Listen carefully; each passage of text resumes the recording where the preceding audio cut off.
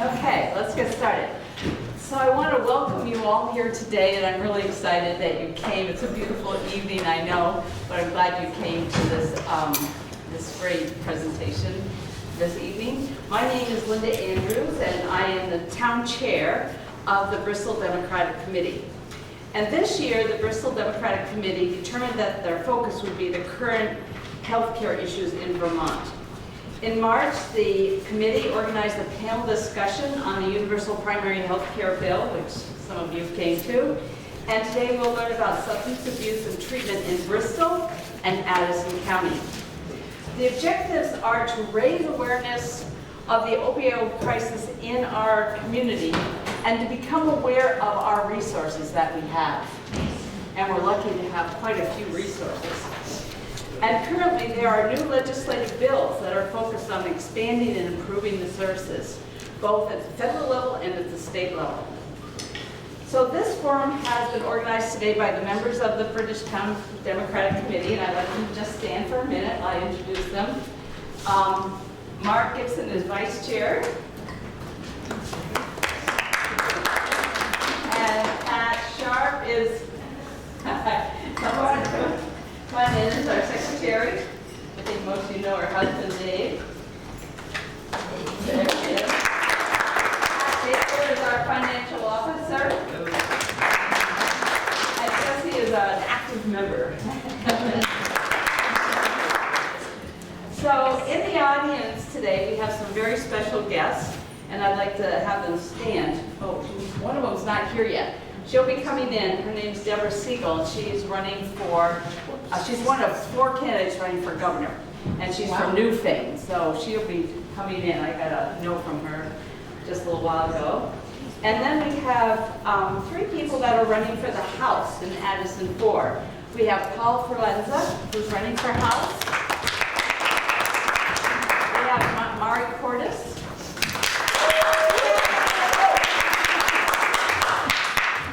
Caleb should be here. Caleb Elder is supposed to be here. He'll be coming. And these 3 people will be running for the House, and we only get to have 2 of them. They're all 3 are great. We only get to have 2 of them. We'll be voting for them in the primary, which is August 14th. And I just want you to know that on next Wednesday, the 3 of them will be a panel. Will say why they want to be the House rep. You can ask them questions so that you can do an informed vote in August. So I hope you all will come. Senator Claire Ayer and Senator Chris Bray from Addison County were invited, but they send their regrets, as well as House Representative Dave Sharp and Fred Baser. But I hear Dave might make it, so he may be coming in. And the reason they're not here is there's a special legislative session going on today in Montpelier. Before we get started, I want to just do a few logistics. The bathroom is around the corner. The lights come on automatically, turned off automatically. There's 2 exits. This exit as you came in, and then you can go out through this door, and there's stairs down. There's 2 exits. The refreshments are available at any time. We want to get rid of them, so please come and eat them, and then afterwards we can mingle, and you can ask the panelists or our special guests any questions. So I hope you stay. So let's see, is anybody else? Oh, I'd like to introduce Elizabeth Joyce. She is the head of Opioid Network. She's in our audience today. Where does she sit? There she is. You're going to just stand up. So she's in I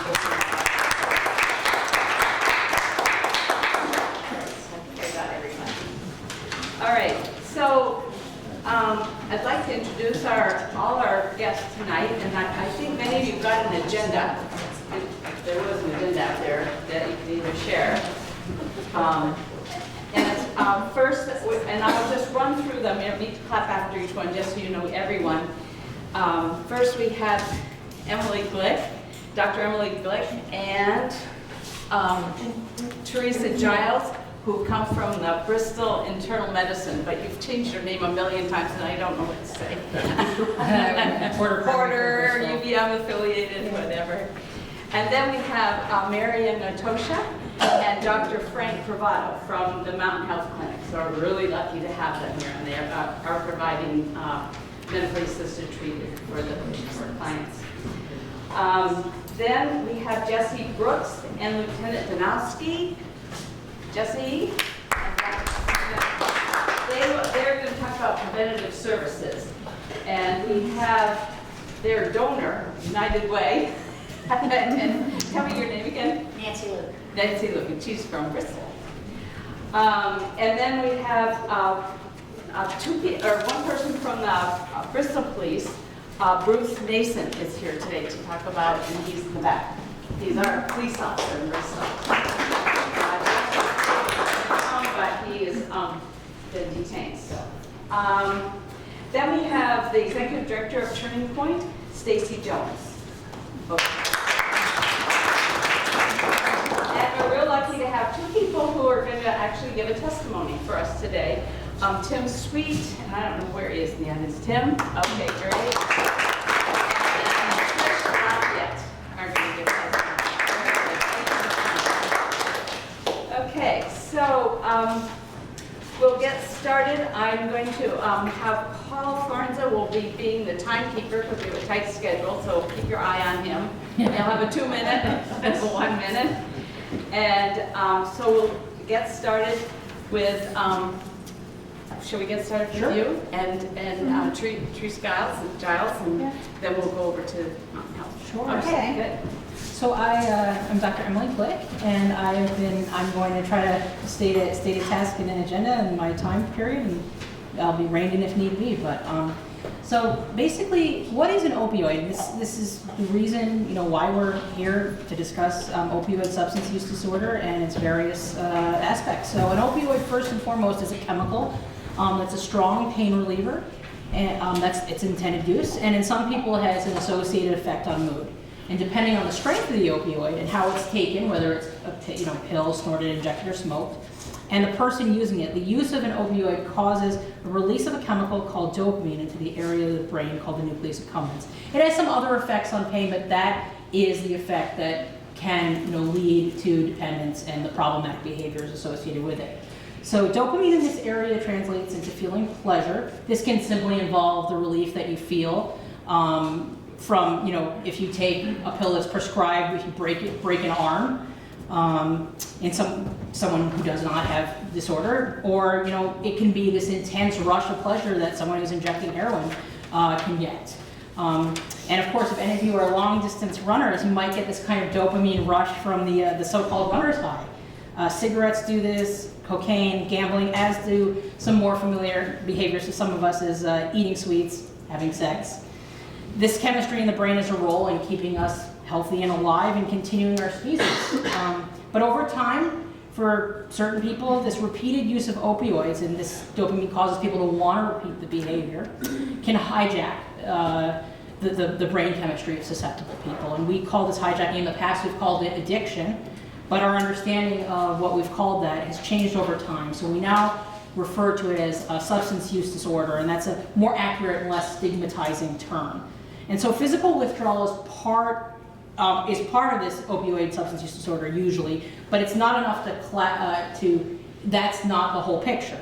If a cancer patient who does not have disorder runs out of morphine and they're taking it as prescribed, the same physical symptoms will occur. But substance use disorder, opioid substance use disorder, and the other substance use disorders cause craving, loss of control of use in terms of amount of the drug used, and how much is over what period of time, and use despite bad consequences. So getting arrested, getting an infection in the heart valve, alienating your family and friends, losing your children.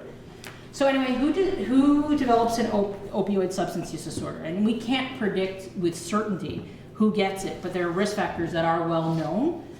So for instance, trauma is a big one. Sexual, emotional, or physical trauma, especially early in life, can really change the brain and how we experience the effect of drugs, the effect of emotions. The peer group, are people using, other people around them, are they getting exposed to the chemical? So there are hereditary effects as well. The effect of dopamine, for instance. Certain people, have a genetic tendency, and that's best characterized in families where people have alcoholism. Among father transmitting, especially father to son. There's also an interaction between nature and nurture. How do we process stress and fear? And those people who have mood disorders, significant anxiety, significant depression, and post-traumatic stress disorder are much more prone to developing substance use disorder. So medication-assisted treatment with either methadone and Suboxone or buprenorphine in this case attempt to restore the brain chemistry that's damaged from prolonged opioid dependence, and we'll call that complex opioid use disorder. It's evidence-based, and methadone's been used for 50 years. Buprenorphine's been used for 15 years in the office, and it reduces the transmission of HIV, Hep C, and overdoses, death. And so for me in particular, I began encountering patients who were struggling with opioids, and they come to it different ways. People have been on heroin, or have had problems with prescription drugs. Oxycodone is probably most notorious. When I first started practicing in 2012, and I had 3 people beg me for help at the time, and I had to send my first patients to Rutland. It was the middle of winter, and it was hard to get there. And then, this would periodically happen. It wasn't every single day, but it's enough to kind of really pull at your heartstrings. And one of my patients had a major medical mishap, and it's a small community. I don't want to go into details. So this was fall of 2013. I got my X number expedited and started with some guidance from some mentors I had in Chittenden County, because I had some pre-med work experience for a year before med school in a methadone clinic. And so I saw people get their lives back in terms of being able to raise children, go back to work, finish school. So I felt that I could be empowered to do something. And I felt like I kind of just had to do it. And it took 10 months. I would have probably done it sooner, but I was just trying to sort of set the logistics up. So, and here we are.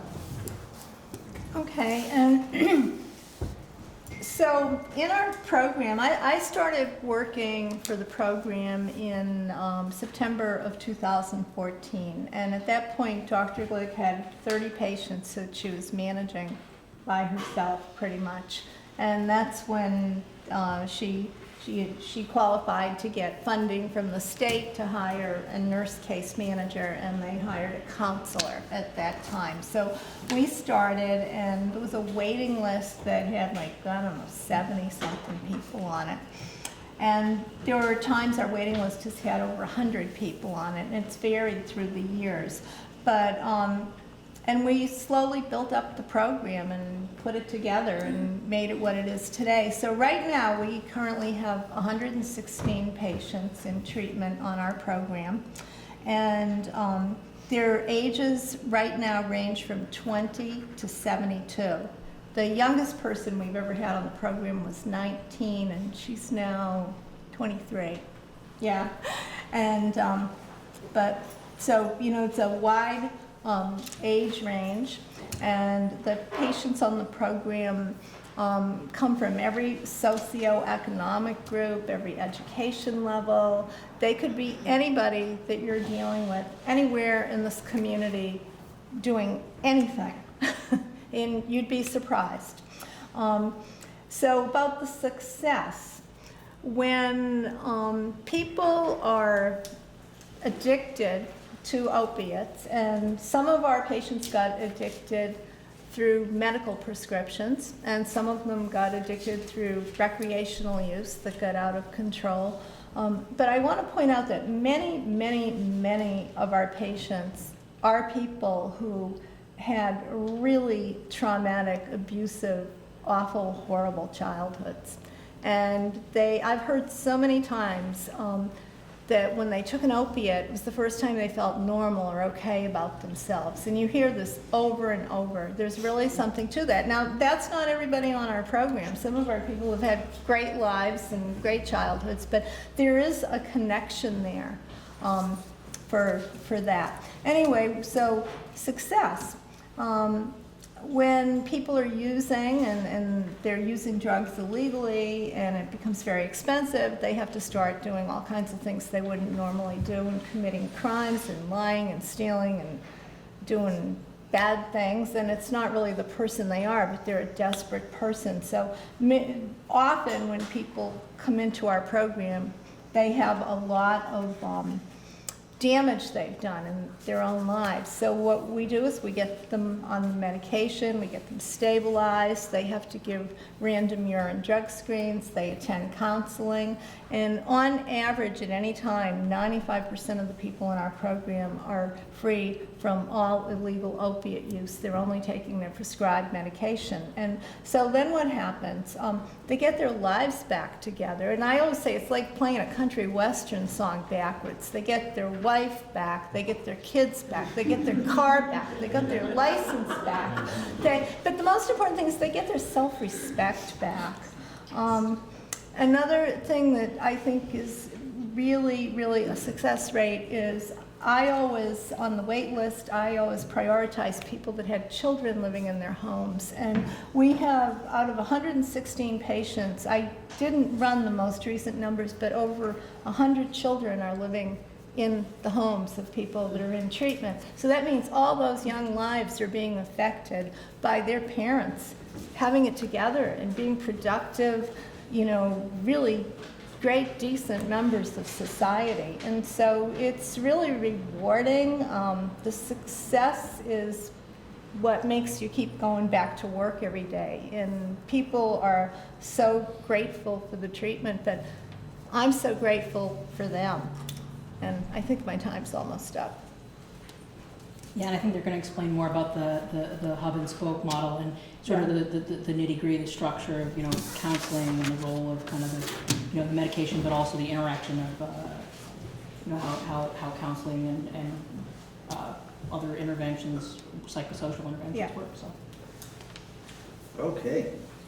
Well, I'm going to try to answer these questions and also fill in some of the blanks. Absolutely. Let me start with the hub and spoke model. The hub and spoke model is unique to Vermont. The hubs are several central locations. There's one in Rutland, there's one in Burlington, one in St. Albans. They take the most serious of patients who need the most care, because they have among them some of the most experienced Suboxone and methadone providers.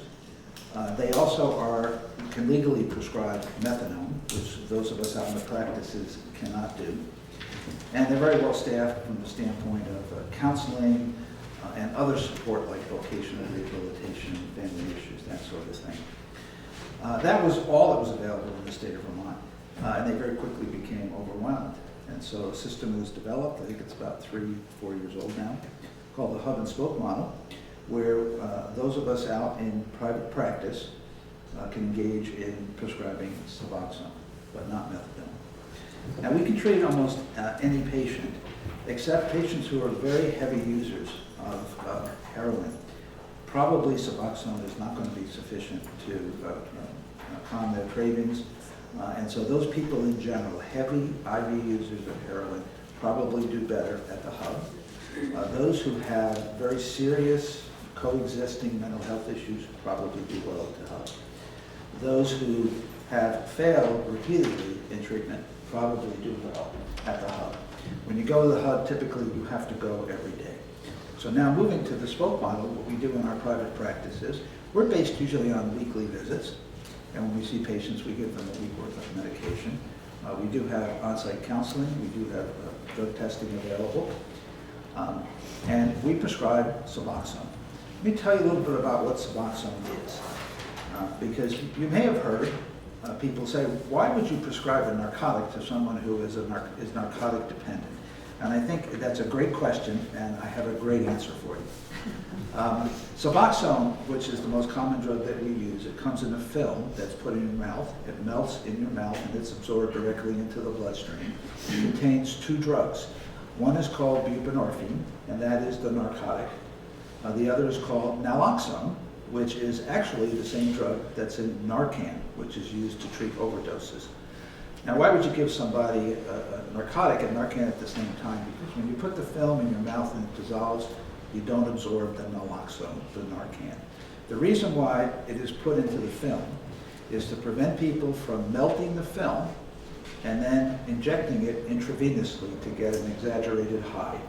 If you do that, the naloxone becomes activated and keeps you from getting high and hopefully keeps you from getting killed. So buprenorphine is the narcotic.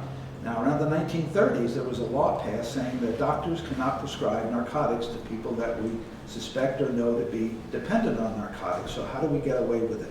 Around 2000, a law was passed saying that if doctors would do special training, it's about They say 8 hours of training. It actually took me a couple of days to do it. And then applied to the Department of Drug Enforcement, we can get what is called a waiver. It's called a waiver because they waive prosecution of me for prescribing a narcotic to someone who is narcotic dependent. So if you hear the term waiver, that's what it applies to. So we prescribe this drug, Suboxone. Now, why would we prescribe a narcotic in the first place? First of all, buprenorphine, the narcotic, is much weaker than any of the really bad things that are out there. You don't get a rush the way you do with heroin. You don't get the rush you get with taking Percocets or Vicodins. So you're deprived of that intense euphoria, which tends to discourage them repeat uses of the medication. Even though it's weaker than those other drugs, it is strong enough to cause a little bit of secretion of dopamine, that feel-good drug that you heard about.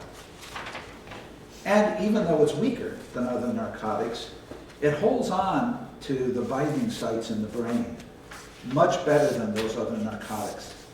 And so when you have Suboxone on board in the brain, if you try to use heroin, if you try to use oxycodone or any narcotic, you're not going to get any effect. So you have wasted your money, and if you're in a Suboxone program, strike one, you've got a positive urine drug test unnecessarily. So that's the drug Suboxone. It is really a miracle. It suppresses cravings.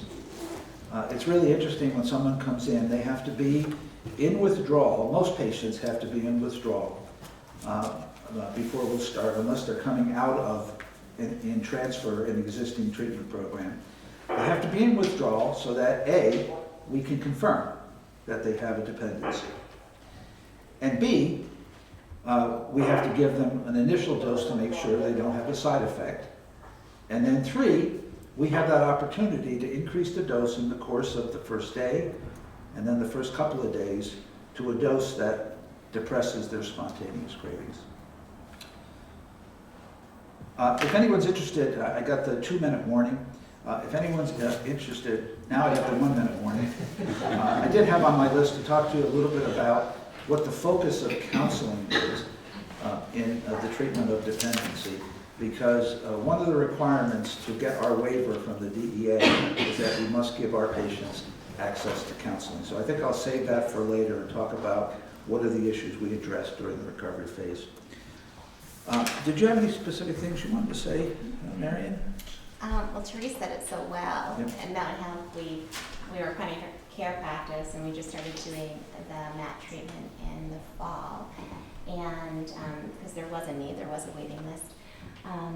And so we're fairly new to the program, we're learning so much, but I think the one thing Therese said about the patients coming in, and I found that most are just so appreciative that we're there, that they're in a family practice where they don't feel a stigma attached to their care, where I can be rooming a baby and doing their vital signs and taking care of them, and then taking back one of my MAT patients and giving them the same attention and care. We had one patient early on who he isn't in our program anymore, but things weren't working out. He needed to go someplace else. And he said, well, until that gets that set up, I know you can't prescribe anymore for me, but can I just come once a week still? And that means a lot. Mm-hmm. And I think it's really important work that's happening. We have about somewhere near 30 patients. We started last October. Last October, there were 2 providers in Addison County, Emily and Will Porter.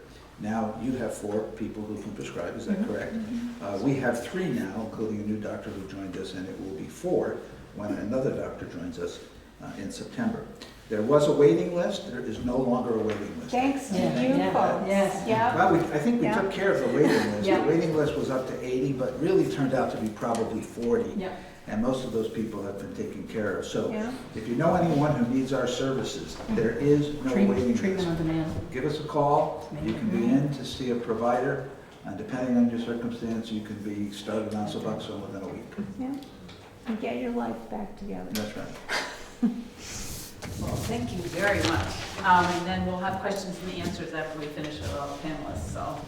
Okay, I'd like to have the following come up, and I may need a couple more chairs. Would Jesse come up with Lieutenant Donowski? They'll be talking about prevention services. And if Bruce Mason would come up, our Bristol police officer, and Stacy Jones, who is the executive director for Turning Point.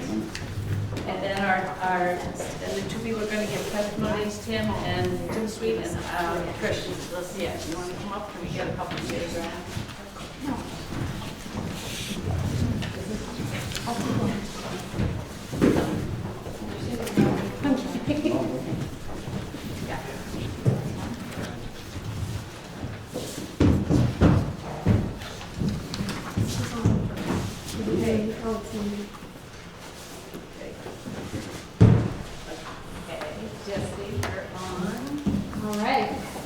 So I'm Jessie Brooks. I'm the Regional Prevention Partnership Coordinator here in Addison County through the United Way.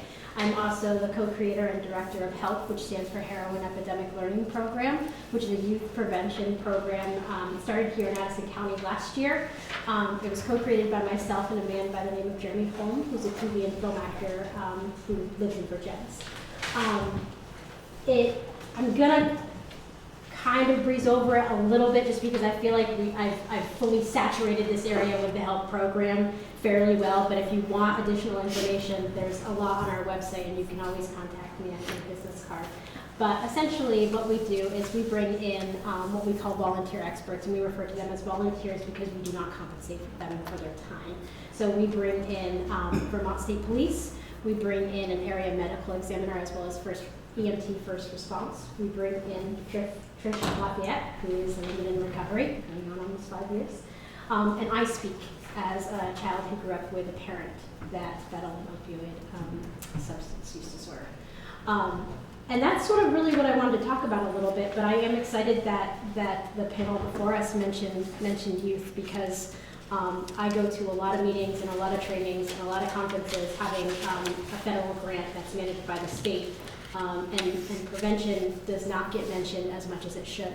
And not in the sense that we don't have a steady funding stream, and I recognize that I may be shooting myself in the foot by saying that, but in the sense that the chatter just doesn't exist.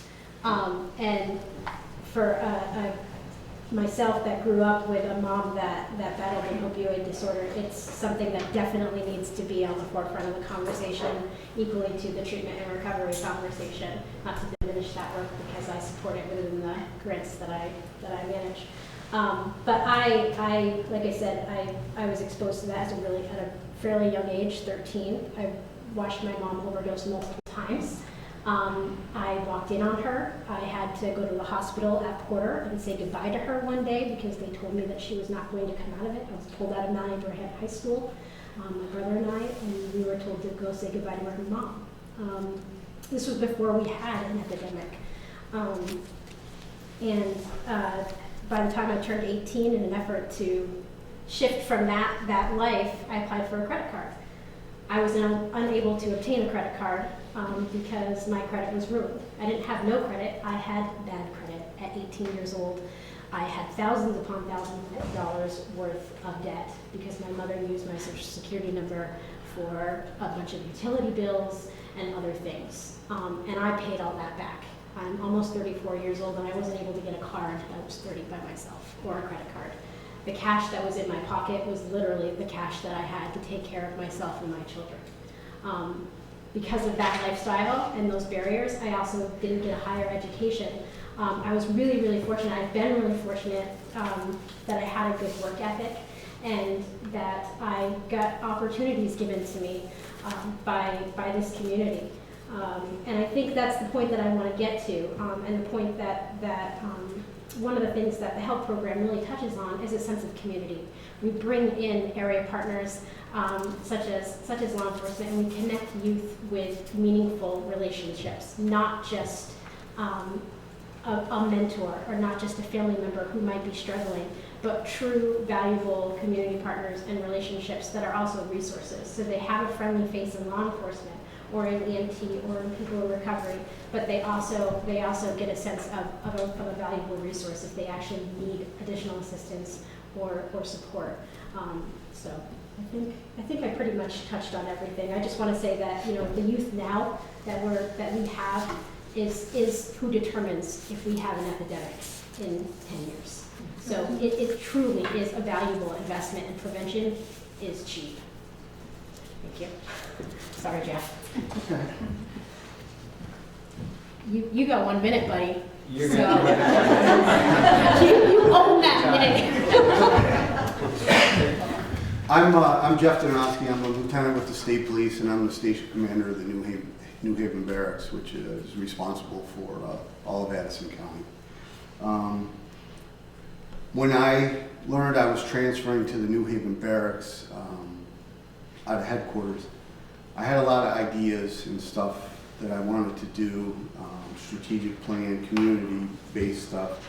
And very early in my first couple of weeks, I kept getting emails and phone calls from this young lady to my left, and she was very persistent, and I was just trying to get settled, but I gave her a call one day, and I met with her and Jeremy home, and I was overwhelmed with that they actually wanted to do something now to make a difference instead of waiting for government or whoever. And we met, we came up with a plan, and one of the things that I realized and my troopers realized is that we are not going to arrest our way out of this. We may be seen as the big bad enforcers. We're not. We can't do it alone. We have to have a three-pronged approach with education and prevention, enforcement, and treatment and recovery. And I realize that, and that's what I tell the people that work for me. So I took Sergeant Matt Daly, who is one of my patrol commanders. He did some time in the drug task force several years ago. He wanted to be involved in this program. And then I have a young trooper named Brett Flansburgh. He's a DRE, which is a drug recognition expert. He wanted to be involved in this. And we collaborated with Jesse and Jeremy, and the program has taken off. It's opened many doors for the state police in that, and I apologize because I'm going to get the committee wrong, but it used to be the Addison County Opiate Committee. It's not that anymore. Substance Use and Prevention. It opened doors for us to have a seat on that committee. It's opened doors for the state police to get involved in the DITEP program, which is drug identification training for educational professionals. So that our educational professionals will have an idea of what to look for, symptoms, drugs, and Trooper Flansburgh is a big part in that program, and he's probably in the next year or so will be the regional coordinator of that program for Addison County.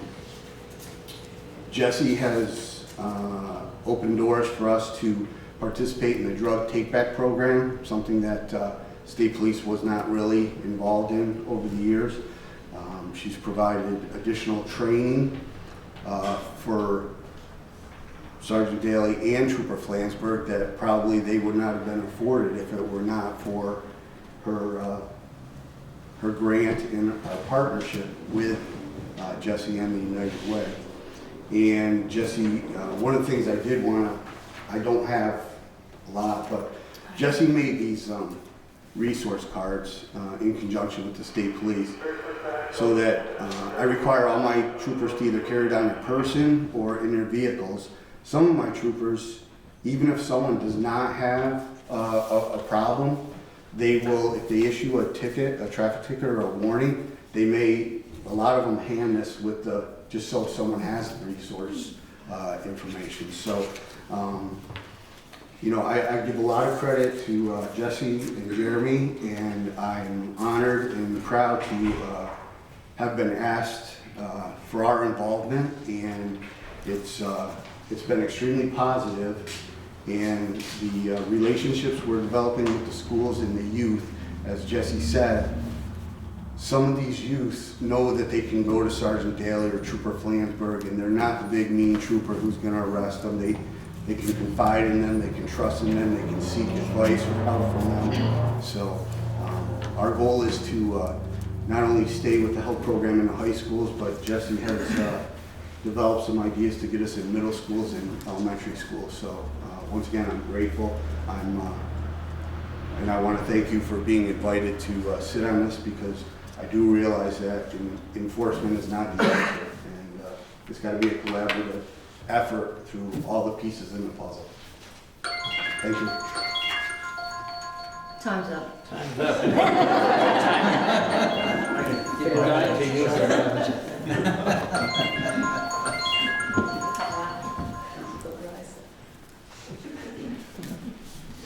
I'm Bruce Nason. I'm with the Bristol Police Department, currently lieutenant. I brought some stats along tonight just to kind of share.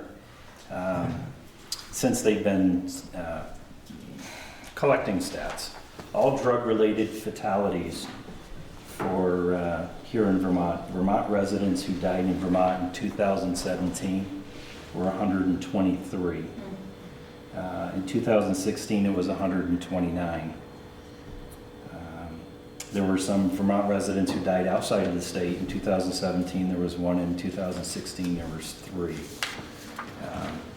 was a little confusing on how they broke this up by county, but as far as so far this year, for total number of drug-related fatalities here in Addison County, we have 1 in January, none in February, and we don't have any data for March or April yet. But some of the key points that related to the drug fatalities. In 2017, drug-related fatality data show a 6% decrease in the number of all drugs related to deaths among Vermont residents. It went from 132 to 124. The data for opioid-specific fatalities appears to show we're beginning to bend the curve on the upward spiral of opioid-related fatalities. Among all the drug-related fatalities, those involving fentanyl have increased by more than a third.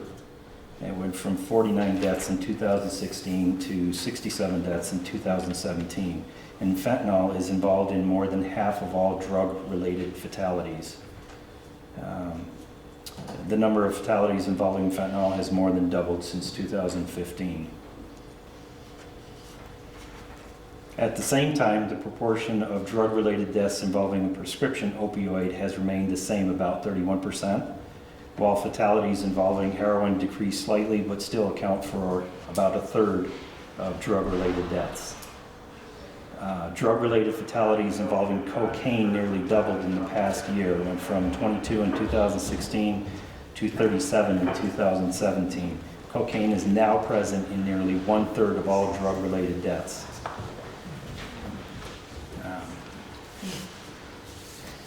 So the use of Narcan, I do have some stats for that for the county, just from 2014 to 2016. But in Addison County, there were 32 administrations of Narcan. In 2015, there were 29, and then in 2016, there were 30.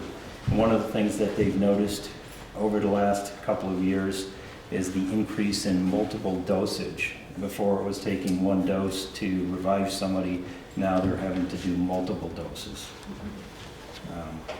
But those are just some of the stats related to drug-related fatalities.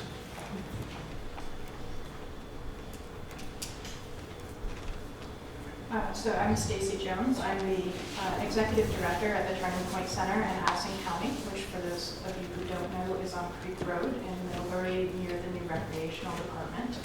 I'm recent to my role. I took over as the Executive Director at the center in mid-November of last year, so 2017. And so the Turning Point Center is a peer recovery center, so it's a peer addiction recovery center. And what that means for our community is that it's a place where people who are seeking recovery or who are in recovery can come for resources, referral services, and peer support. So peer support meetings, and to also volunteer and give back to the community. You heard some of the doctors and the nurses talking about how people who come into treatment or who come into recovery are really especially grateful to be able to get their lives back. And sometimes one of the steps that happens before they can go out and be productive members of society in a paid position is that they have to reestablish work habits. So we offer opportunities for folks to come in and volunteer and participate in building that structure in their life. Which is great for us because we only have 1 1/3 paid staff people. And so we operate almost entirely on volunteer service. The Turning Point Center is a community center. It's a drop-in center where people can come and be safe, by which I mean it's an environment where they're not going to encounter other individuals under the influence of substances. Folks can come in and participate in peer recovery meetings. And so that looks a lot of different ways. It can look like traditional 12-step meetings. Folks aren't familiar with that. You may be more familiar with the terminology of Alcoholics Anonymous or Narcotics Anonymous, Overeaters Anonymous, things of that nature. We also offer other peer recovery meetings, Smart Recovery, All Recovery. We have a Buddhist-based practice recovery meeting happening called Refuge Recovery. So there's a lot of different opportunities for different kinds of peer recovery meetings. So bringing together other people who are experiencing similar struggles, similar challenges, and similar successes to share that. We work collaboratively with as many organizations as will work with us. So we work really closely with United Way, thank you. Jeff mentioned the Addison County Committee on Substance Use Disorder and Prevention, which used to be the Opioid Council. That group actually meets monthly in the Turning Point Center as a community meeting. So that brings folks in. We also work very closely with Bristol Internal Medicine and also now with Mountain Health, making referrals whenever appropriate. We've had actually a long-standing collaborative relationship with Bristol Internal Medicine, where we refer folks, and they refer folks back to us. I know that Emily mentioned really quickly, and Frank also, the importance of counseling for patients who are in medication-assisted treatment. One of the things that we're really good at the Turning Point Center is offering peer support, which is different than counseling, but that ability to talk to somebody who really understands in a really very non-judgmental way is powerful, and it's critical to people relearning how to communicate effectively and how to experience emotion in a safe way. Let's see. I have a 1-minute warning, so I have to talk really fast. Not really sure where else I want to go. Because I'm new to my role and because I have just taken this over, we're sort of learning what our new place is in the community. I've tried to take the center in some different directions and really being able to expand into the community in terms of outreach and making sure that we're reaching all of the communities that we need to. So looking at the youth community, looking at the elderly community, looking at isolated populations, things of that nature. So always looking for volunteers, always looking for people coming in and getting information and spreading that information. And my shameless plug is we're also always looking for board members. My name is Trish Lafayette. I'm in recovery. I have been in recovery for going on 5 years in December. One of the ways that I stay in recovery is speaking out in the community and helping in the way that I can. So my story started later in life with the gastric bypass surgery. I ended up getting addicted to prescription opiates through that surgery, overusing during the surgery. I was obviously obese and overweight, which came along with some mental health problems. And so the prescription medication obviously fixed all those problems while I took them, right? And so I got addicted to them. And then over a period of time, I was able to go to my doctor at the time and get other pain medication as I lied and asked for it, and just got more prescription pain medication. And then I realized that I wanted to change, and I went to that doctor and we made a plan to be done with it, but then I began street buying. It doesn't take long to street buy. It didn't take me very long at all to be connected with somebody who hooked me up with street drugs. So at the time I lived right in Middlebury. It was very easy to find. It's right here in our community. So I used off and on for a couple of years, and then my street person that I was buying from said there's no more prescription perks to buy, so she asked if I wanted to go to heroin, and of course what were my choices at that point, so I said yes. And to make my story a little bit shorter, I used heroin for 4 weeks, and I had a baby and a 3-year-old at the time, and I didn't want that life. So I luckily had a very supportive family. I went to my family helped me right away. My doctor helped me right away. I went to counseling, the Addison County Counseling Service helped me right away. So I went into detox that night and spent 5 days in detox, waited 2 more weeks for treatment, and then ended up going to the Maple Leaf Center. That was in 2014. And since then I've been able to abstain from using street drugs. I've been able to stay in recovery. I accessed a lot of local services such as Turning Point Center, such as CSAC. I also accessed medication-assisted treatment, which did help me. It does help me. It helps from my cravings, a lot of things that the doctors were speaking about. I can attest to that. I don't get high from it. I didn't abuse it, as long as it's used on the strict program where you have to get accountable and you have to get counseling and you're doing it the right way. It was very effective for me. So I just wanted to come and speak to you guys and let you see that I am a normal community person, and it's helpful for me to help you guys understand where we come from and how it gets started. And as Jesse said, I volunteer for the HELP program. I'm back volunteering at the Turning Point Center. I took a little bit of a break. In 2016, I had a tractor accident where I got ran over by a tractor and broke both of my feet.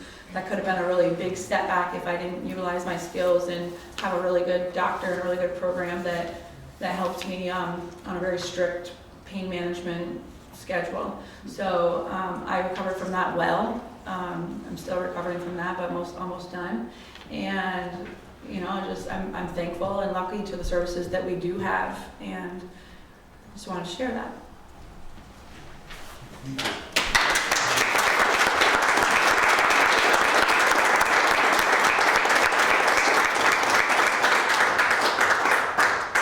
My name is Tim Sweet. I've been a resident of Vermont for about 6 years. Before that, I grew up in Lowell, Massachusetts, and I went to high school there. When I was in high school, that's when I was first introduced to opiates. I had my first few shoulder surgeries. I was an athlete, and it kind of gave me my first taste for pain medication, and what subsequently led to addiction later down the road. It was always an on and off thing for me. I was able to kind of stay clear of addiction for the most part. I was called what you would call a chipper, just kind of did enough here and there to not become fully addicted. But later in life, it became more and more, I used a lot. I used more than I usually would. And because of that, I believe what happened, I have a good understanding of everything, my body chemistry and everything. basically, I was, when I was abusing, I was basically covering up my, my mental health issues that I was trying to mask. I suffered with severe anxiety for a very long time, and using opiates usually made me feel a lot more whole and able to be in social situations better and get along well with people, and yeah, I'm a little nervous, sorry. This is actually like the first time we've been spoken in public about using. It's kind of my coming out party. I'm lucky to have a very supportive family sitting right over there, Rebecca and Tobias, who've been with me through all of this, and a great doctor, Dr. Privado. Thanks, Ron. Yeah.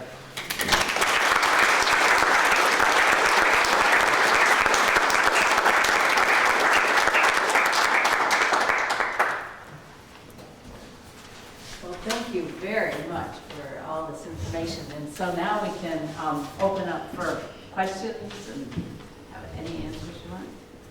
Start? Yes, Mari. This is a comment / story, but I would love feedback from all of you. First of all, I'm a nurse. I've been a nurse in Vermont for a long time. Currently work in the inpatient cardiology department at the University of Vermont Medical Center.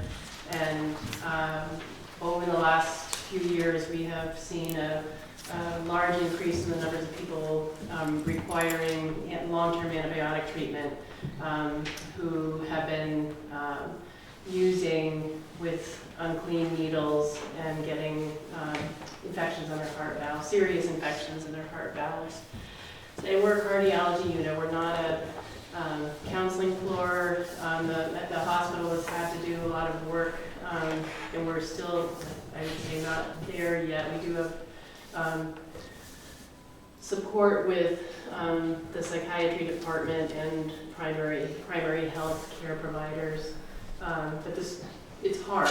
It's really hard. And there's always patients that, we care for everyone, but there's always patients that grab your heart. And one person, younger person I'm thinking of now is one of those people. I ended up having to give her Narcan in the hospital because she was very resourceful and was able to get someone to sneak some into her hospital room, even though she had a one-to-one observer with her. She ended up being discharged before case management could find placement for her. And that, it terrified me and broke my heart.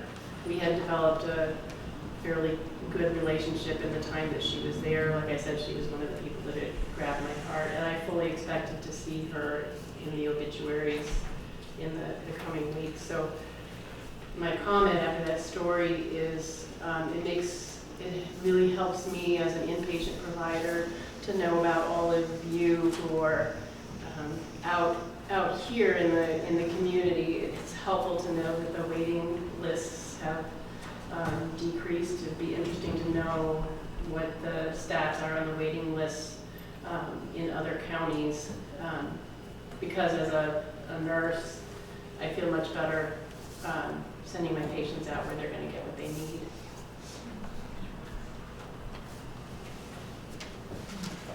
I have a question. You kind of was saying that you have to sometimes use double the Narcan that more recently than you've had to in the past, and I was wondering, is that because of the concentration of the drug, or is that because of tolerance developed or something else? I think it has to do with the strength of the drugs, and Plus the addition of fentanyl. yeah, as I said, there's Fentanyl is much, much more potent than heroin, and it's used as a filler to cut heroin because it's cheap, but it is so potent that a typical heroin overdose happens over a period of a couple of minutes. You usually see it coming. You can usually get help there very quickly. Administer Narcan. A fentanyl overdose can occur within minutes, resulting in death. Fentanyl is bad stuff. And I think that's why the number of doses is increasing because of that. Can everybody hear Dr. Votto on that, the fentanyl? Did everyone hear? Pat, did you hear what I got there? Okay. And there are types of fentanyl that, I mean, it's meant to be dosed for, veterinary purposes, like for elephants and whatnot, like that's one of the actual intended uses. And then there's, people make more and more, people in labs will make more molecules. There's one molecule, I don't understand why anyone would make this, that's actually resistant to Narcan. It's called acrylfentanyl. Like, Narcan won't work on it. Thank goodness we haven't seen it, but it's still, that's what's really driving the death rate up. And it's these clandestine laboratories that I think are, for the most part, I would say that I have in one or two situations for people who, either coming into me or they relapsed, like, and they thought they were using heroin, it was 100% fentanyl. It was no heroin at all in the urine. Yeah, it's showing up in their urine. So it's just being packaged and sold as heroin, but it's not heroin one iota. And in addition to the heroin being cut with the fentanyl, we're also seeing an increase of the cocaine being cut with the fentanyl, which is why we're seeing that increase in cocaine-related deaths that we haven't seen in the past. And it is alleged, although I've never seen it Can you proven. stand up? Sure. It is alleged, but I can't say I've personally seen it proven, although I have a couple of patients that claim it, that marijuana is being dusted with fentanyl, heroin, and cocaine. And I've had at least 2 or 3 instances in which reliable patients think that's how they got it in their systems. It will appear in the urine. Not dangerous because it is a very high dose, but for those people who smoke marijuana don't know where it is coming from. We do not exclude patients because they smoke marijuana. We don't either. There's no evidence that marijuana in conjunction with Suboxone is at all lethal. What's lethal with Suboxone is alcohol, benzodiazepine tranquilizers, and other opiates. Right. So we have tolerated marijuana, but we warn our patients that a positive drug test is a positive drug test regardless of where it comes from. But they should not be driving on. Absolutely. Yes, that's the other thing. I mean, we basically tell our patients that they're going to smoke marijuana, it better be a bedtime thing. Correct. So when you were referring to, Lieutenant, I'm sorry, I forgot your name, the statistics, the fatalities related to overdoses, or is it just encompassing bad driving perhaps, or? I think it encompasses, let me make sure before I answer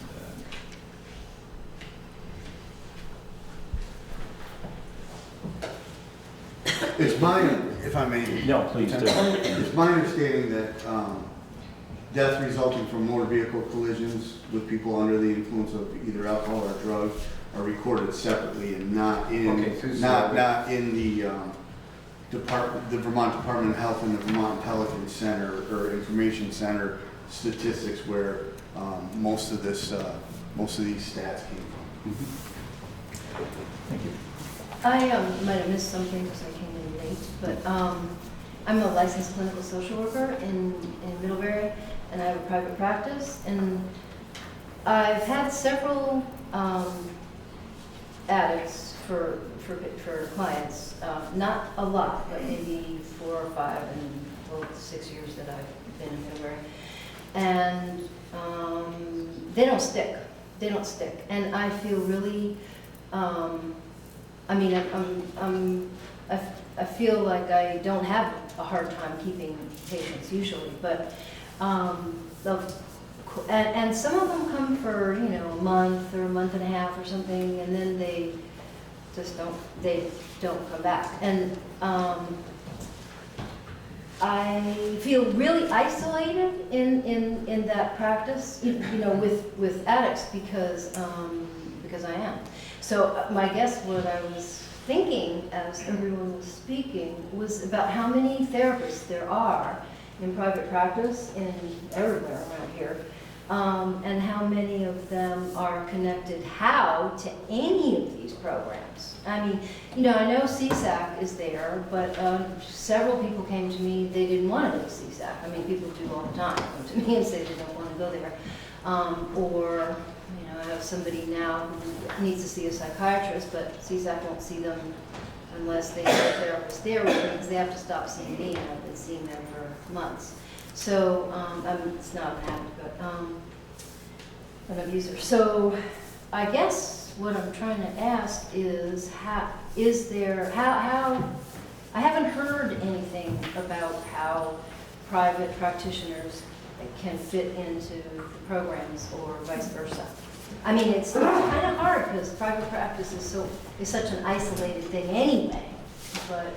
Let me tackle that because it gives me an opportunity to talk about what I couldn't talk about earlier because I ran out of time.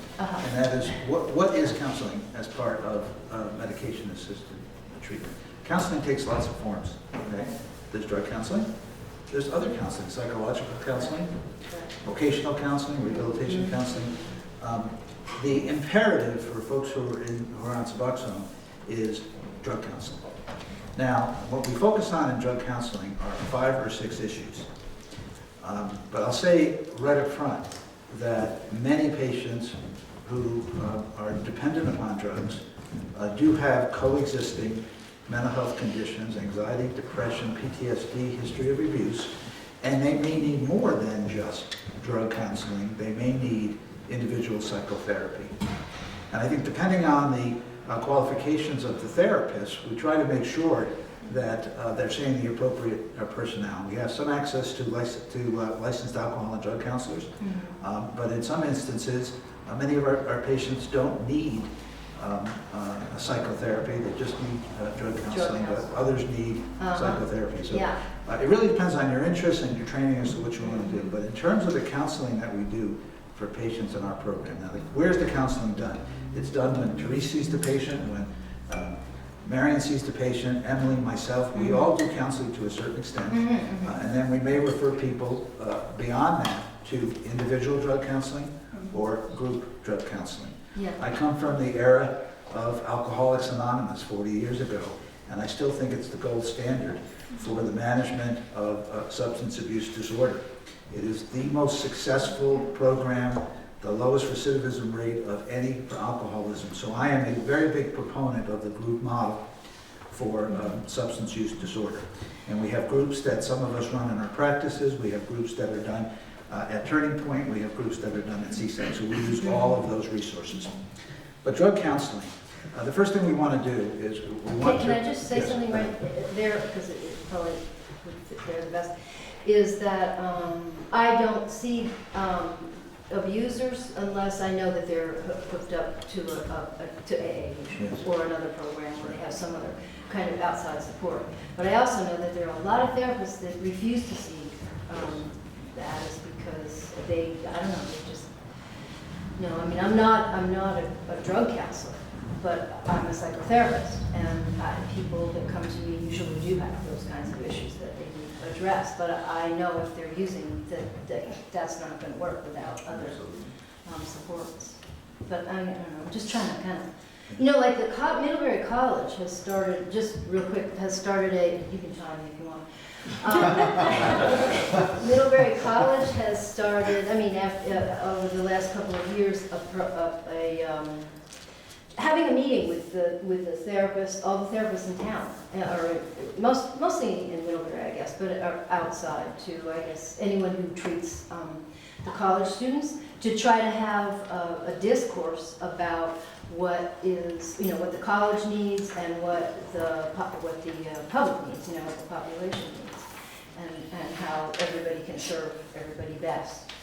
And of course, alcohol abuse is a big one there, but anyway, that's been kind of helpful because this is nice. It makes people, me anyway, in private practice, feel a little more connected to. You know. Can I jump in real quick? Sorry. And then her. And you can time in too, Paul. And then he gets to finish. And then everyone gets to just talk. But I am working on community forums around substance use disorder, and the idea was really to educate and inform the general community about folks like Trish and Tim. We talked about like multiple different themes and specific invites to specific areas of the community, so that we were really reaching out to everybody, because this epidemic affects everybody, you know. And I think, you know, on an individual level, on an organizational level, on a family level, we all have our part, and part of that is educating ourselves and getting the right information, as well as not pretending like we don't have a problem, and not pretending like people don't need help. Like, you're a piece of the puzzle, but the community is the rest of the pieces. Puzzle. Yeah, I know. Like, That's these people what are I know. failing because they need more than just that Right. that one thing. They need multiple things, and they need to lose that feeling of isolation and gain the feeling of inclusion. And I think, you know, conversations like an opportunity to meet in a community forum where you have all different areas of community partners as well as just community members there to talk and educate and inform is extremely important. I don't know if I'm answering your question or if I'm making you feel better, but I thought I would say that. So I need a therapy. I'll jump in, Jess. Can I just say one thing? This is like, she's dumping this stuff out in public. I know, I'm hoping my phone doesn't work or my computer blows up, because I know what she's gonna be, I need your resources. I never say no. No one's gonna want to talk to me after this. Thank you, Jesse. And I think that you sort of led into my point really well, is that folks who are experiencing substance use disorder and their family and friends do need to have support around not feeling that isolation, right? And that's where a peer recovery center comes into play, because that's where folks are going to come and stop feeling isolated. That's where folks are going to come and learn that they're not by themselves. They're not alone in this, that there are other people who are going through the same things, have similar struggles, have similar needs. To your point about being a private practice, I am thrilled and excited to work with any community partner. I just don't have the staff power to go out and find you all. So come to me and we can work out a collaborative relationship similar to what I have with other practices in the area. We do have a collaborative relationship with CSAC. We do work closely with them, and we're starting to work with Mountain Health, and I would be absolutely appreciative of any private practices who wanted to participate in that experience.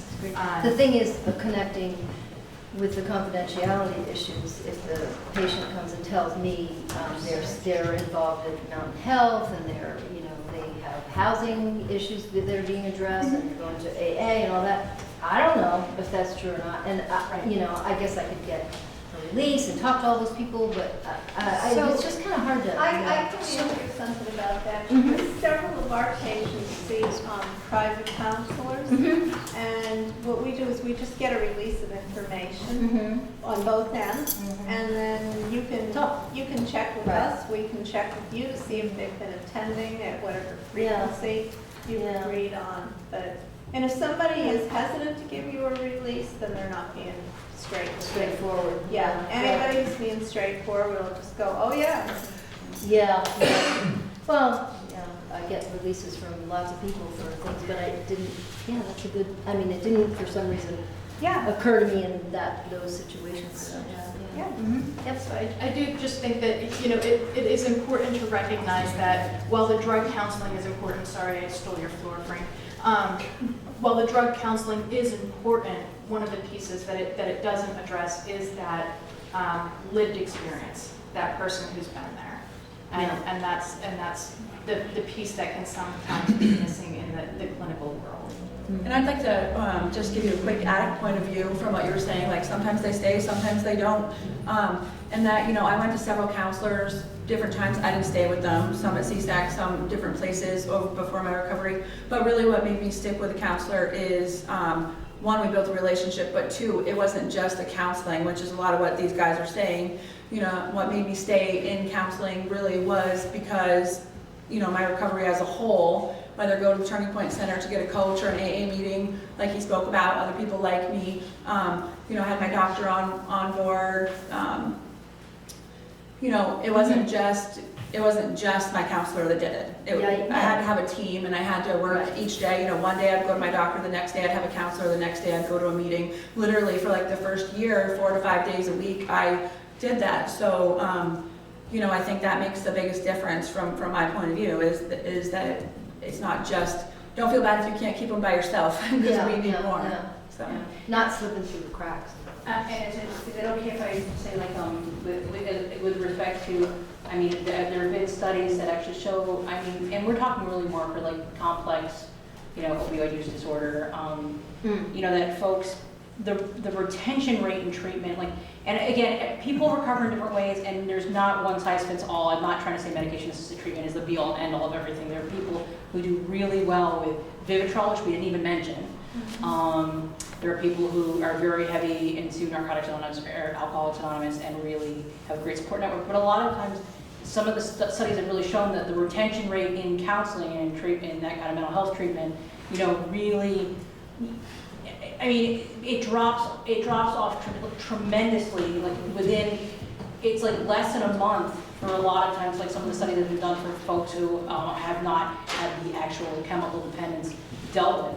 And whereas the retention rate is, I think some of the stats is about 75%, 80% after a year, you know, with, you know, opiate replacement therapy. So, I mean, if that's not adequately been addressed, then sometimes they're not going to stick around when things get rough. And, you know, they were just, Yeah, you got to get the right thing for the right person. Right. Before I take the other questions, I just want to introduce Brenda Siegel. She's running for governor for the state of Washington. I'm sorry, state of Washington.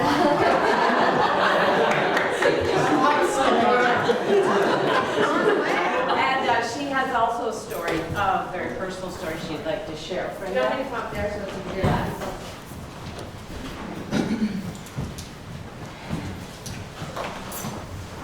Hi. So before I start, I just want to say it's been a little bit of a hard day. TJ Donovan kind of got me with all the feels about opiate use disorder just a little while ago. And listening to you guys has been really powerful for me. 9 weeks ago, my nephew, the son of my brother who died 20 years ago, died of a heroin overdose. And sorry, it's harder today than usual. He had been sober for a year. We were really not expecting him to die. He had been doing very well. He had a full-time job.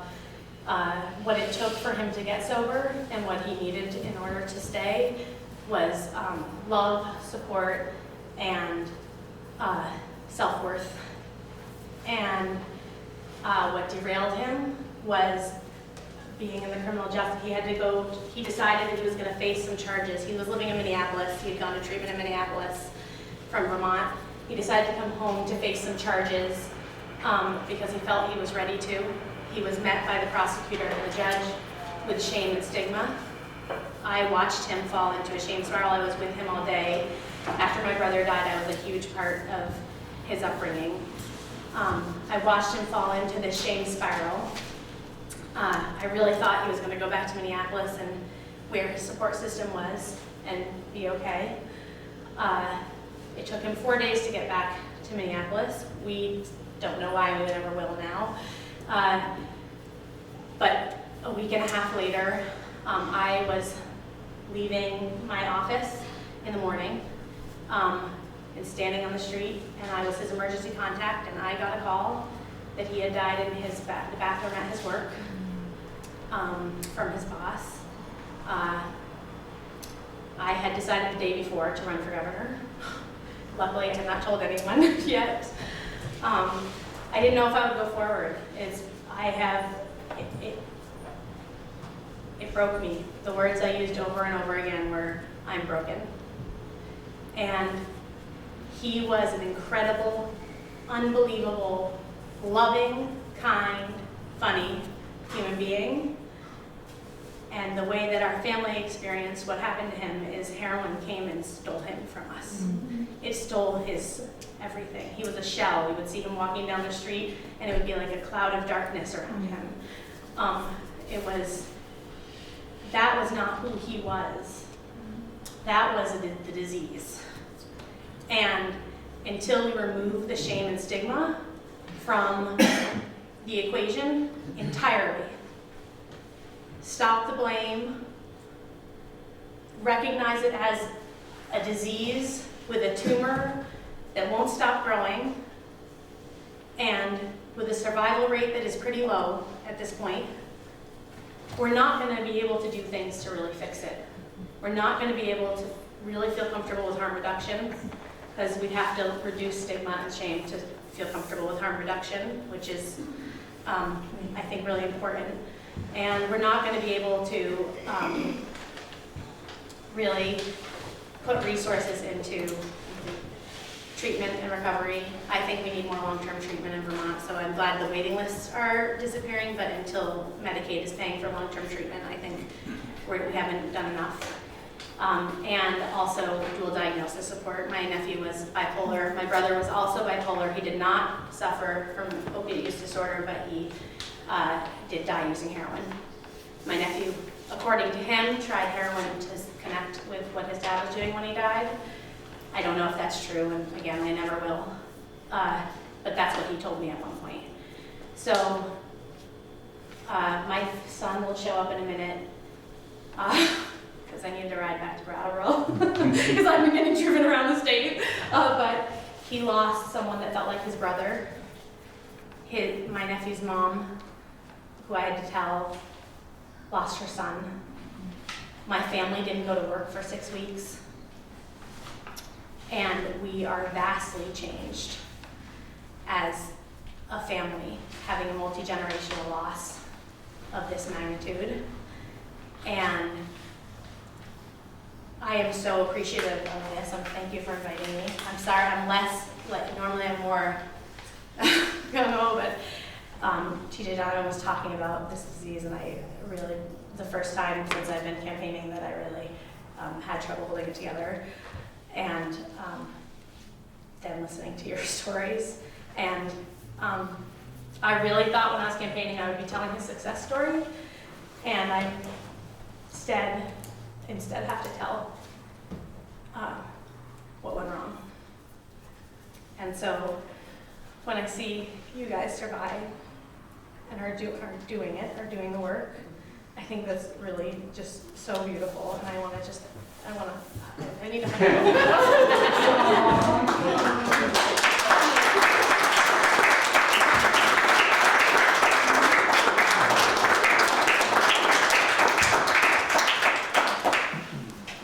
Can I add something to what you said? Because it is deeply personal, because you experience it as a human being. When we read the statistics, it doesn't really mean very much. And I have to applaud Jessie and her whole group and Bob Donis and United Way for bringing the topic into the schools.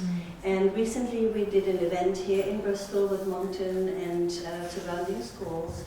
And an author came who has written a book, Kate Messner. She lives right on the other side of the lake.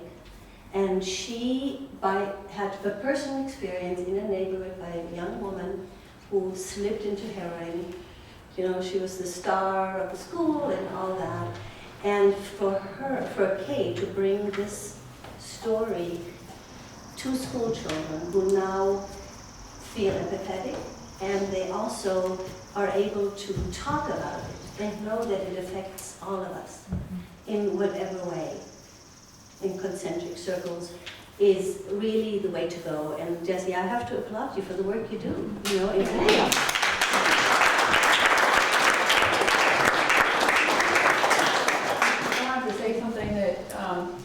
That my thought got triggered from something she said, and that is that, you know, Medicaid is not paying for treatment. And when I went to treatment, I was told that I had to, that my time there was done after 7 days.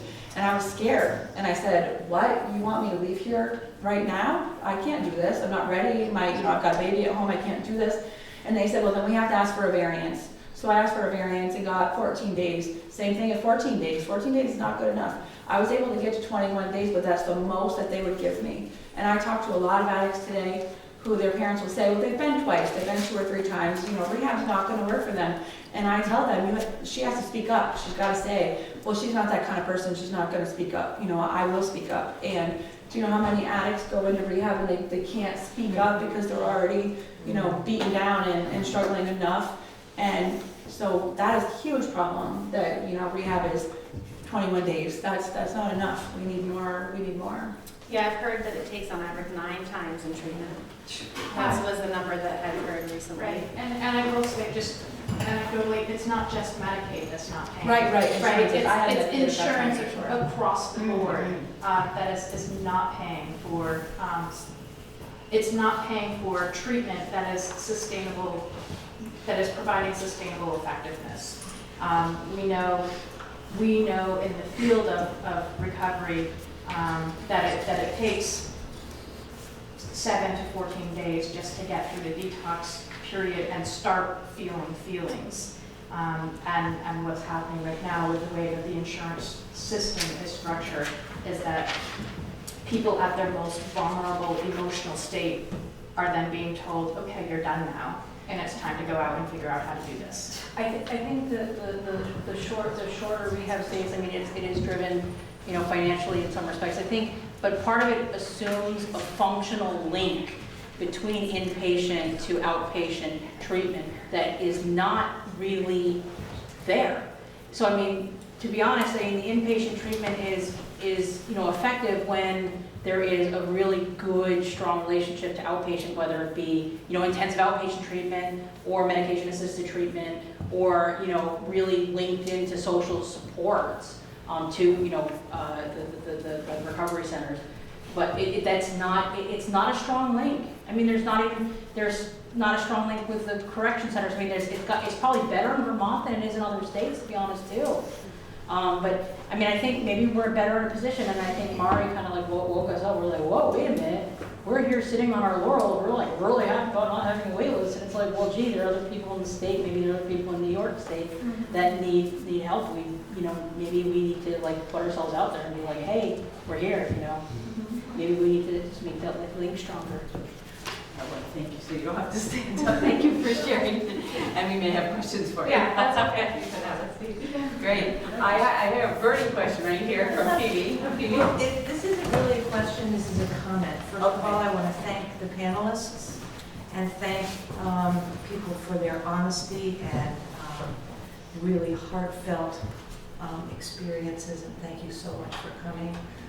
Before you got up, what I wanted to say, and I'm still going to say it, is that I wonder how many people in this room have had addiction touch their families. It has touched my family very, very deeply. It's touched my family very deeply.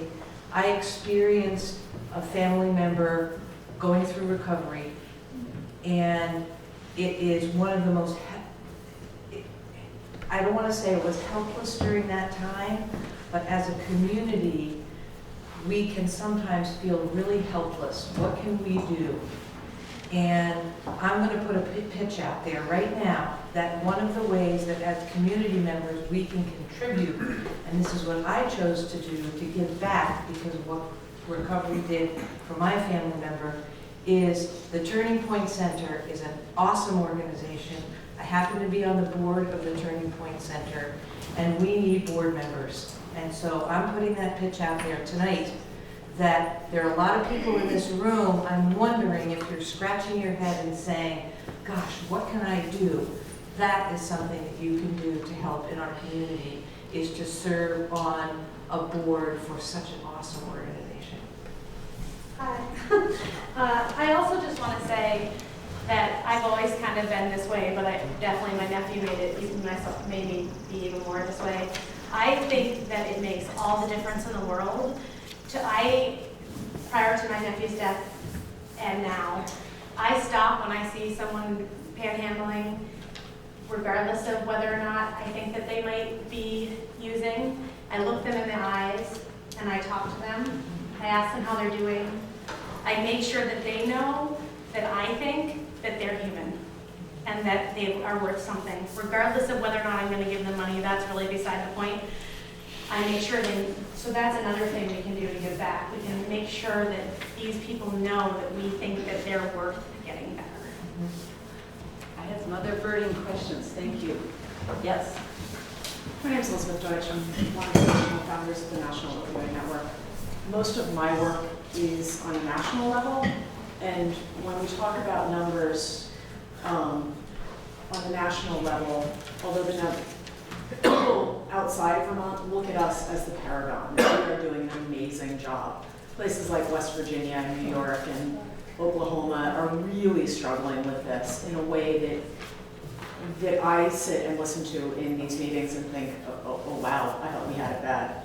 To give you an idea of the scope that we're talking about, 24% more women overdosed between 2016 and 2017 than did the year before. 30% more men. We're talking about 64,000 deaths across the nation, which does not include the additional 140,000 overdoses that were successfully treated and people did not die. I'm also a nurse at the hospital, and there was a night when I left one shift and a full 25% of our medical ICU were people kept alive, either brain or cardiac death, to become organ donors from overdose. They were all under the age of 30. We're a small state. That's a lot of people from a small state. And the one thing that it is amazing once people get into treatment. And medical, like the fact that we don't have any waiting lists for medically assisted treatment is incredible in this county. But getting people into treatment takes a lot of higher level executive functioning that most people who are in the depths of a disease like that do not have. Think about your most stressed out time where you are the busiest you've ever been in your life and everything is falling apart. And now fill out forms in triplicate. Now negotiate with an insurance company. And you're impaired. These are not executive level functioning that people in the depths of a disease like that can do. We provide all kinds of services to people who have cancer, to people who have emphysema, who smoked their way into their disease. And we don't stigmatize them, and we don't hold them accountable, and when they come into the hospital, we don't give them a hard time. We treat them. We don't be like, you smoked your way into this. Whereas there is a tremendous amount of stigma from just about every facet that an addict deals with, just getting to treatment, just getting to not being dead. We are the 5th highest state for children being removed from their parents. The 5th. We only have 623,000 people who live in this state. We're number 5. Our statistics are not great. And yet nationally, like Vox and Vice and Politico are writing articles about the great work we're doing because it is that much worse in other communities. But we still have a long way to go. And getting people into treatment is difficult. And so here's my plug for harm reduction. We need safe consumption sites. People who utilize safe consumption sites around the world are 35% more likely to get into treatment. Dead addicts don't recover. That's all it is. Dead addicts don't recover. They need to be able to go and use until they're ready to stop using. At which point, they have a community that they have made medical professionals, that they have made connections with, that they trust, that they have an understanding with. And then they can move on to the next step. 35% chance that they're going to do that, which is much better than the success rate for most other form, like when you treat this disease in other ways. And until we remove the stigma from harm reduction and safe consumption sites, we're never going to get there. Places like Vancouver have been doing it since 2003. There is zero evidence in Canada and Europe that these consumption sites increase crime. Zero, zero, zero, zero.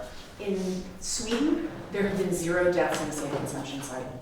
None. People just don't die. As opposed to the 64,000 people. You know, think about 200,000 people last year ended up in an emergency department because of an overdose. Think of one other disease that if 200,000 people ended up in the emergency department in 1 year, we would do nothing. And we have done nothing as a country. My next plug. Do people know what it means by safe injection sites? Do you understand that? Is for the CARE Act, put forth by the amazing Elizabeth Warren and Elijah Cummings. So get in touch with your representatives, tell them to support the CARE Act. It's a $2 billion over 10 years funding program specifically to treat the addiction crisis. What's the name of the act? CARE? I actually have it, I can send it to you. Yeah. I don't have it. It's not within my custody. So we're actually out of time. There were some more burning questions. I think Jesse had a burning question and, okay, Jesse, you want to go? I think that a little while ago, the Surgeon General recommended people get Narcan, just anybody. What does anybody here, any of our panelists think about that? Just people, private citizens getting that?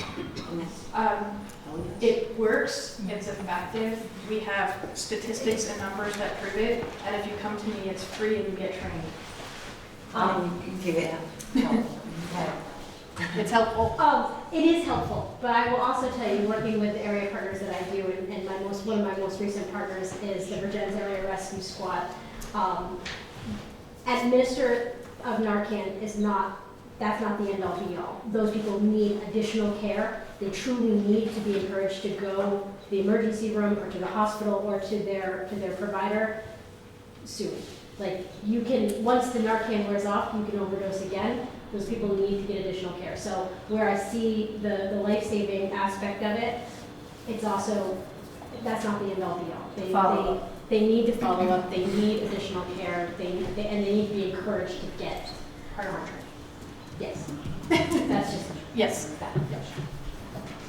So I'd like to just say that I talked to Justin Bouvier, and our rescue squad has Narcan now for all their EMT people, and it's available. Also, we're very lucky that one of our police officers, Officer Ote, is an EMT, and he now qualified for that Narcan, but he's usually the first one on who sees the client that's overdosed, because he's on a cop car, he's ready to go. Rescue squad, they have to get into the building, they have to get into the rescue squad, they have to get there. So we're very lucky to have the police department here that can actually get there in time to save lives. I carry as well. And so does I want to say something too. In the state of Vermont, any one of us in this room can go to any pharmacy and say you would like a dose of Narcan.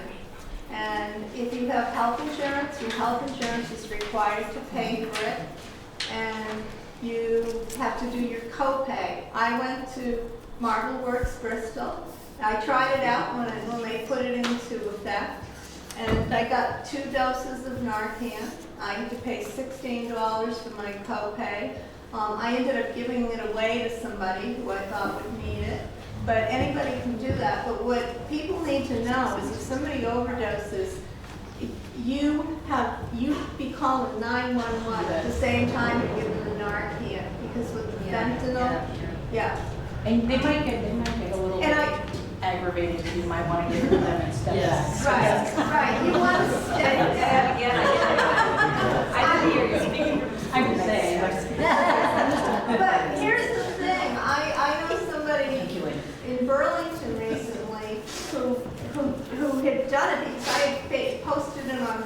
Facebook telling everybody you should get Narcan and just carry it. And I've gotten it 3 times now, and I've given 2 sets of it away. Now I have my 3rd one. I've never used it myself on the street.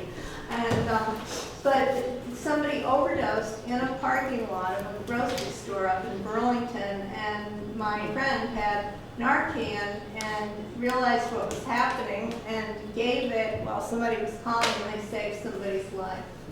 And that's another question. Do people generally know how to recognize an overdose? Good call. Very good question.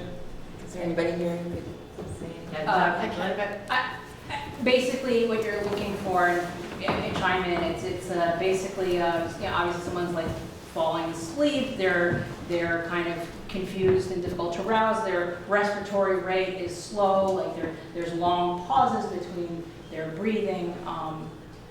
What else am I missing? Look, they pull up their eyes Very and look at their pinpoint. pupils, and their pupils, the black part of their eyes will look like a little pinpoint. The other thing to mention too is if they don't have an opioid in their system and you give them Narcan, you're not going to hurt them. Right. So I mean, it's not going to hurt them either way. So if you mess up and administer Narcan, it's really important. It's not going to. It won't hurt. That's No. really Yeah. important. And Turning Point, you can get your Narcan if you're an individual, not an organization, you can get it, and she will train you on the Narcan and what to look for, et cetera. Is that correct? Yes, and we can answer those kinds of questions. The other thing that didn't get mentioned is somebody who's had an opioid overdose has a 0 pain response. Right. So trying to elicit a pain reaction, something that traditionally would cause pain, if it's not getting a reaction, that's a pretty good indicator. Very Because good, it's receptors are yeah. great. Yeah. Having them hard, or you're rubbing them, called a sterile rub, putting ice in there. So before we break up, I'd just like to introduce, we have a representative that came, Dave Sharp. Dave, I just want to do that. Thank you for coming. I just introduced you. I was just trying to look up what we did about the opioid bill. We are working on that in the legislature. I don't know whether the governor has decided to sign it or not. Stay tuned. And is that the bill for the total budget for opioid, or It is that? was taxing opioid, so I believe the governor has drawn this line in the sand that he will not sign anything that raises taxes, so it's likely that he'll veto it, but it does tax opioids and uses the money for treatment and prevention.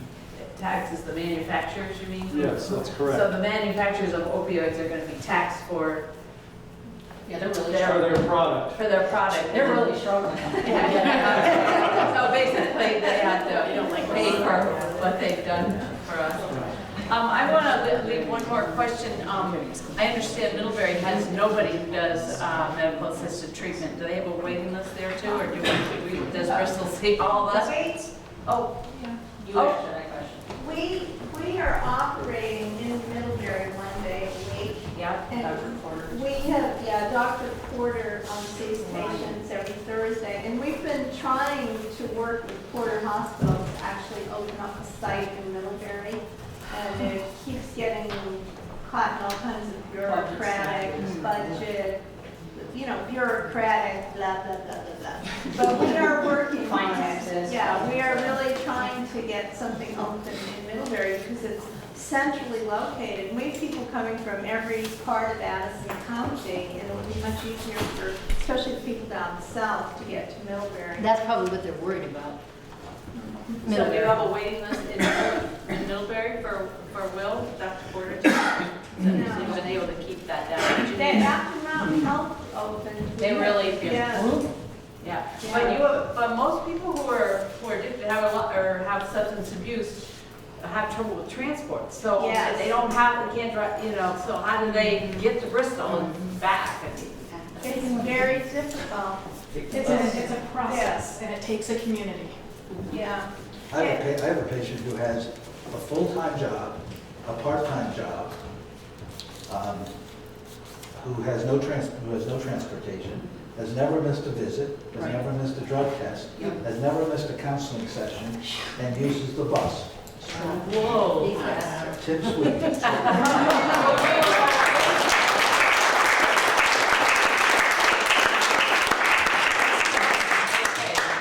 Okay, Just to follow up on that, I had a conversation with an actor who runs the bus, and they transport about 40 people every day, either to Rutland or to Burlington, to one of the hubs. So they are available, and you can call them and they'll come pick you up. Quick question about the hubs for anybody that has the information. What about the Northeast Kingdom? They have, It's part of the John Brooklyn show. It's Newport and the Bard Clinic and St. John's. Okay. yeah. Okay, well, thank you all for coming. I think we've all learned a lot. I mean, I think we all had